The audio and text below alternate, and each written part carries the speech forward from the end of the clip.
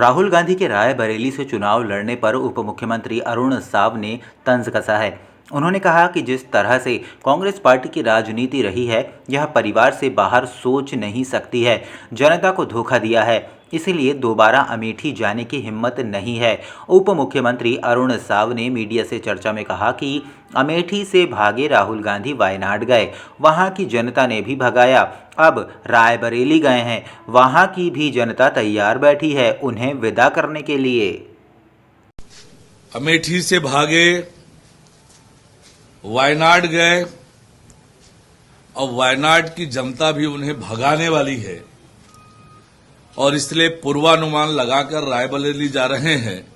पर रायबरेली की जनता तैयार बैठी है उन्हें विदा करने के लिए। रायबरेली से भी राहुल गांधी बुरी तरह से हारेंगे, ये तय है।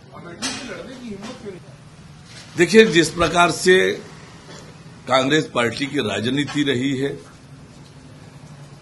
ये अपने परिवार से बाहर सोच नहीं सकते हैं। जनता के बारे में सोचने का इनका स्वभाव नहीं है, इसलिए जनता से दूर जा चुके हैं और अमेठी की जनता को इतने साल तक धोखा दिया, शोषण किया और इसलिए दोबारा हिम्मत नहीं है अमेठी जाने की। पर रायबरेली की जनता भी गांधी परिवार की असलियत जान गई है। गांधी परिवार की को रायबरेली की जनता भी सबक सिखाने को तैयार है। छत्तीसगढ़ में तीसरे चरण के चुनाव को लेकर पीसीसी चीफ दीपक बैज उत्साह से भरे नजर आ रहे हैं। उन्होंने कहा कि पूरे प्रदेश में हमारा प्रचार अभियान चल रहा है। भाजपा और मोदी के खिलाफ में माहौल है। पहले और दूसरे चरण के बाद भाजपा के बयान से स्पष्ट है कि कांग्रेस की सरकार बन रही है। जनता कांग्रेस को जिताने का मन बना चुकी है। कांग्रेस के पक्ष में जबरदस्त माहौल है। प्रदेश कांग्रेस अध्यक्ष दीपक बैज ने प्रधानमंत्री नरेंद्र मोदी को कलाकार बताते हुए कहा कि उनसे बड़ा कोई कलाकार नहीं हो सकता है।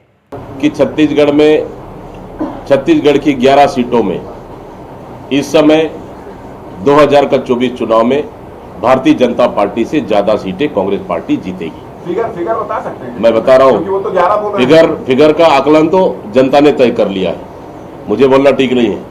जनता ने तय कर लिया और इस समय कांग्रेस के पक्ष में जबरदस्त माहौल है। कांकेर की बात करें या महासमुंद की बात करें या फिर राजनांदगांव की बात करें, तीनों सीटों में कांग्रेस पार्टी बेहतर प्रदर्शन की है और इसका रिजल्ट 4 जून को मिलेगा और हम ये तीनों सीटें भी हम जीत रहे हैं। राहुल गांधी के रायबरेली से चुनाव लड़ने पर उप मुख्यमंत्री अरुण साव के बयान पर दीपक बैज ने कहा कि राहुल गांधी देश के नेता हैं, वे जिस सीट पर लड़ना चाहे लड़ सकते हैं। अरुण साव का बयान कोई मायने नहीं रखता है। वहीं राधिका खेड़ा के मामले में जांच रिपोर्ट को लेकर बैज ने कहा कि अभी हमारे पास समय है, जल्द ही जवाब देंगे। उन्होंने कहा कि भाजपा पहले अपने गिरेबान में झांक कर देखे। मोदी कर्नाटक में आरोपी के खिलाफ में प्रचार करने जा रहे हैं, पहले बीजेपी उसका जवाब दे। हमारे इंटरनेशनल खिलाड़ी पीएम आवास के सामने सड़क पर बैठे रहे। भारतीय जनता पार्टी पहले अपने गिरेबान में झांक के देखे। प्रधानमंत्री कर्नाटक के एक आरोपी के खिलाफ में प्रचार करने जाते हैं, देश का प्रधानमंत्री। पहले भारतीय जनता पार्टी उनका जवाब दे। भारतीय जनता पार्टी जो हमारे इंटरनेशनल खिलाड़ी महीनों तक प्रधानमंत्री के आवास के करीब सड़कों पर बैठे रहे, अगर बेटियों की इतनी चिंता है तो फिर वहां पूछने क्यों नहीं गए? पहले अपने गिरेबान में झांक के देखे, फिर कांग्रेस पे बात करें।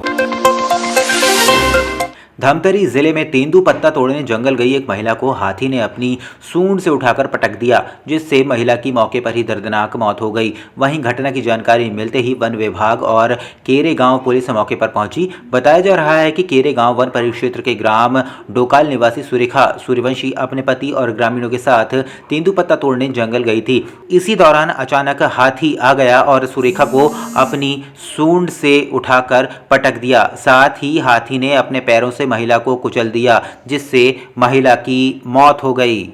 आज सुबह ही हमको जानकारी सूचना मिली, प्राप्त हुई कि एक महिला जिसका नाम सुरेखा बाई पति कीर्तन निवासी डोकाल की थी, उम्र लगभग 42 वर्ष था, उसका हाथी के द्वारा दुर्घटना में उनकी जनहानि हुई।